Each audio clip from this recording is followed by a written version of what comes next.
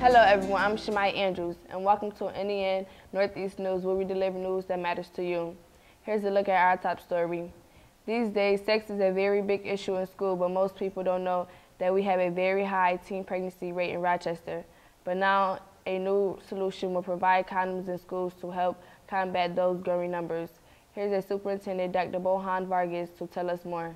And I do think that the school has to play a role in helping children make difficult choices. We are not going to be distributing condom in the classroom or throughout the school.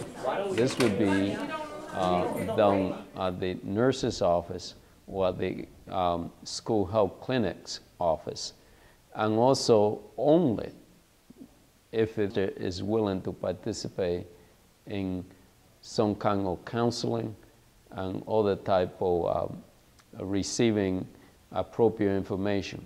Now, let me just say that my wish is that all our children, our youngsters, will have someone at home or within their family, including the extended families, that could help them make this difficult decision. In our community, we have a serious problem. And the problem that we are having is that we have too many, particularly adult male, that are engaging in sexual activity. But at the end of the day, the school has a role to play, and that is, it's a health issue. And when we are talking about helping kids make good choices, this is an area that I think all youngsters need some help. Now, I understand that this is not for the teachers or the school to make the decision on behalf of the youngster. What we're saying is that in the event that a youngster is engaged in active sexual activity, the school nurse and our health clinic will be providing information as well as preventive measures so that they don't put themselves at risk for all kinds of sexually transmitted disease. Engaging in sex could have a lifelong impact, including that you might lose your life. Parents do have the opportunity to opt out of the program. A letter must be signed that will prevent their son or daughter from being able to get condoms. For more information, check out the Rochester City School District website. Here is our monthly information from our esteemed principal, Dr. Aronson, to keep you updated on what's happening around our school. Hello and happy March to everybody in Northeast News, all the viewers. My name is Dr. Aronson. I'm the principal of Northeast College Preparatory High School. And for the month of March, we have 3 things that we're really trying to share with students and focus on. And the first of which is attendance. Attendance is very, very important. And so it's very critical that everyone is here on time every single day. As we're getting ready to close out the 4th marking period, can you believe that? The 4th marking period is going to be done at the end of the month, and we want everyone's grades to be as high as they possibly can be and have everybody working as hard as they possibly can. The second piece that I'd like everyone to know, we will be beginning our spring sports schedule. So if you're interested in participating in a spring sport, please make sure you sign up and you get requalified so that you may be able to participate. Along with that, we have a lot of things that we're doing with our expanded program. So if you're worried about your Regents exams, you're worried about your AP exams, you think you're going to need to start prepping for your SATs or your ACTs, now would be the time to stay after and start focusing on what you need to be successful. And the last thing I want to let people be aware of is that we're starting a new partnership with Cayuga Center.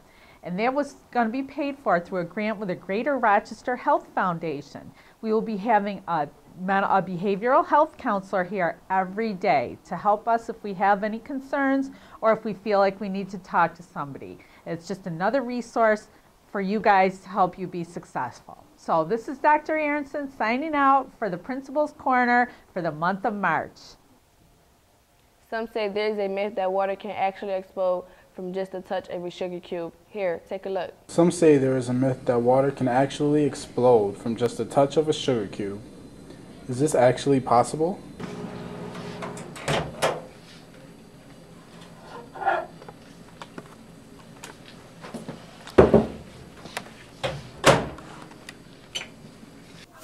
So you want to know the difference between tap water, distilled water, and purified water. Tap water is probably the least clean.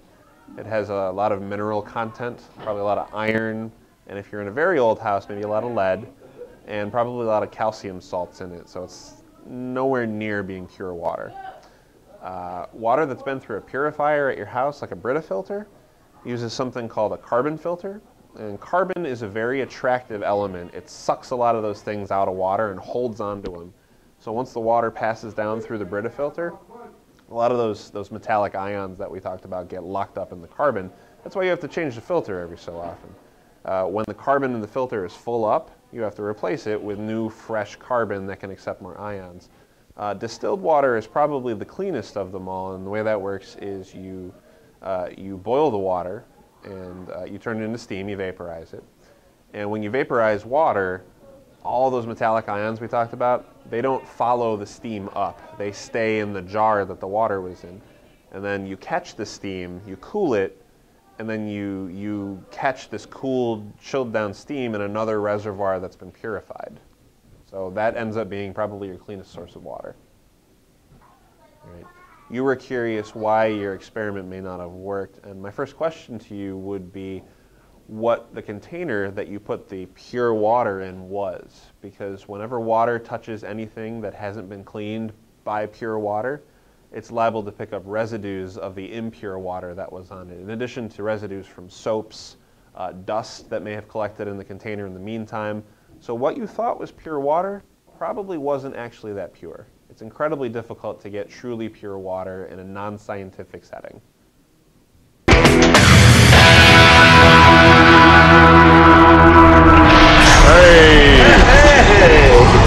Spectacular. That would suffice. That was exploding water? Myth absolutely true. Well, that does it for this week. News that matters to you. Thanks for joining us on NEN. I'm Shemai Andrews.